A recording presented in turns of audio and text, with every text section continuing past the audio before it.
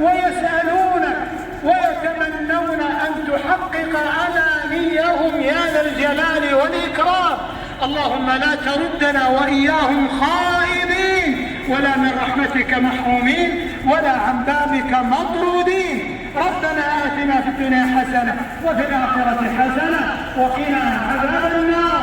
اللهم لا تفرق جمعنا ولا تخرجنا عن رمضان، لا تفرق جمعنا في هذه الليلة الشريفة إلا وقد غفرت ذنوبنا وسترت عيوبنا، إلا بذنب مغفور وسعي مشكور وتجارة لن تبور وعمل متقبل مبرور. اللهم أعطنا ولا تحرمنا، وزدنا ولا تنقصنا، وأكرمنا ولا تهنا، وآثرنا ولا تهدم علينا. اللهم ما عصيناك لأننا لا نحبك وعزتك وجلالك، لكن غرتنا أنفسنا الأمارة بالسوء وشياطين الإنس والجن. اللهم هب لنا من لدنك رحمة ومغفرة وسترا.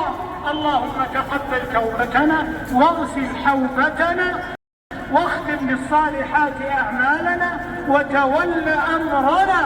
اللهم ارحم ضعفنا واجبر كسرنا، ليس لنا رب إلا أنت، أما عبيدك فسوانا كثير وليس لنا رب سواك.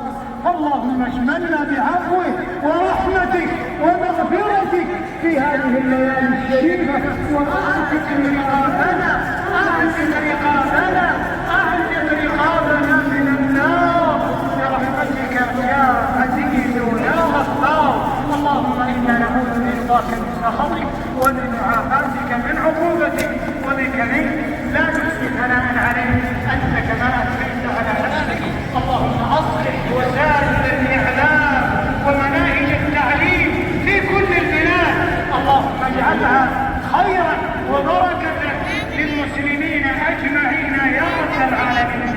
اللهم كف عنا شر الأشرار وكيد الفجار وشر طوارئ الليل والنهار، واحفظنا من المسلمين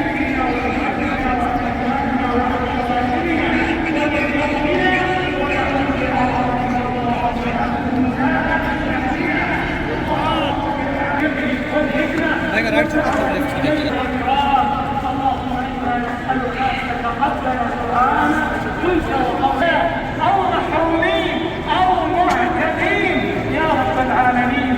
تقبل منا إنك أنت السميع العليم، ولا تؤاخذنا بذنوبنا وتقصيرنا، واغفر لنا ما مضى من أعمالنا في شهرنا، واغفر لنا شهر رمضان برضوانك والعتق من نيرانك.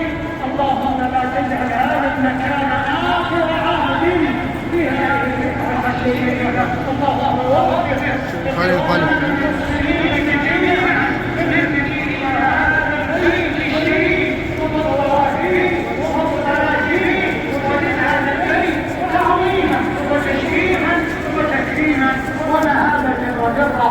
اللهم اجعل دعاءنا هذا مباركا على من قرأ وعلى من سمع وعلى من حضر وعلى من شاهد وعلى المسلمين أجمعين وعلى العالمين أجمعين يا رب العالمين.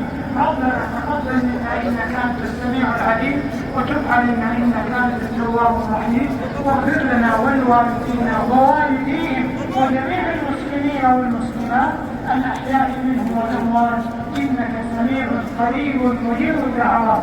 وصلى اللهم على النبي المصطفى والرسول المجتبى والحبيب المرتضى نبينا محمد وعلى آله وصحبه ومن سار على نهجهم وارتدى.